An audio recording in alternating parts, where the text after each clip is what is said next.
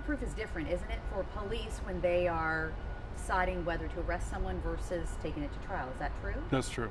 So tell me about why he was arrested and why he wouldn't face then trial.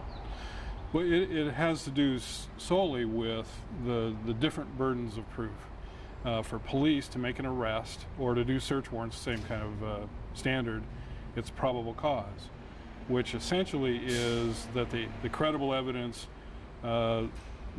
shows that it's more likely than not that they committed the crime. Start ahead through the legal process into where you get to court for conviction.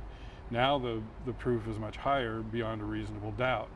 And I'm not conversant in that particular deal, the district attorney is, but it's a much higher level of proof.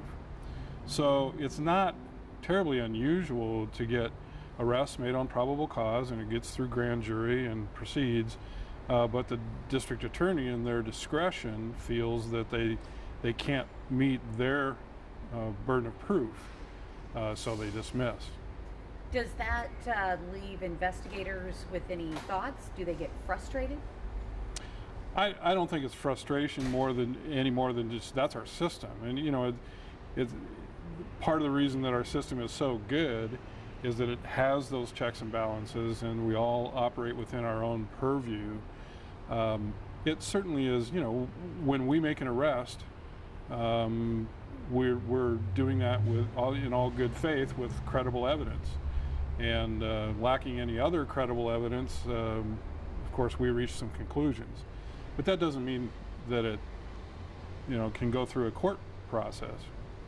So they're really different animals, and we're used to living with that. I mean, it's in this case, do you feel that police acted appropriately? Oh, absolutely. You know, we reviewed this case. We reviewed it while it was in progress, and there is absolutely no doubt we made the right calls, did great police work, did all the right investigative steps, and sometimes you're just stuck with the information you have. You know, there just isn't any more there.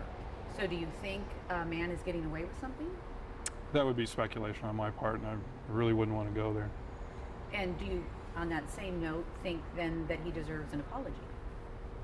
No, because I think we acted within the purview of our mandate, not only with probable cause, but also with the idea that we're here to protect the public.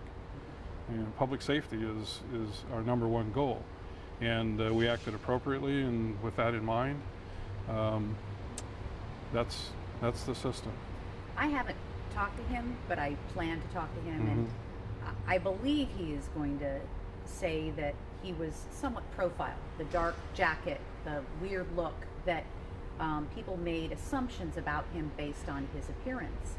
How does appearance play a role in when you're investigating a case?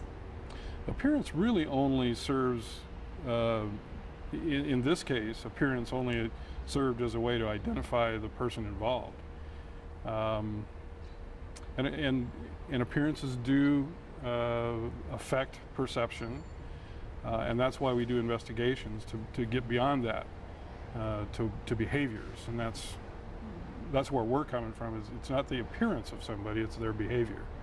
So lots of witness statements basically saying, well, he looked weird, or he had this jacket, and those are what you're trying to get beyond, is just the surface? Yeah, those are marginally interesting and may have contributed to their ability to find this person or take note.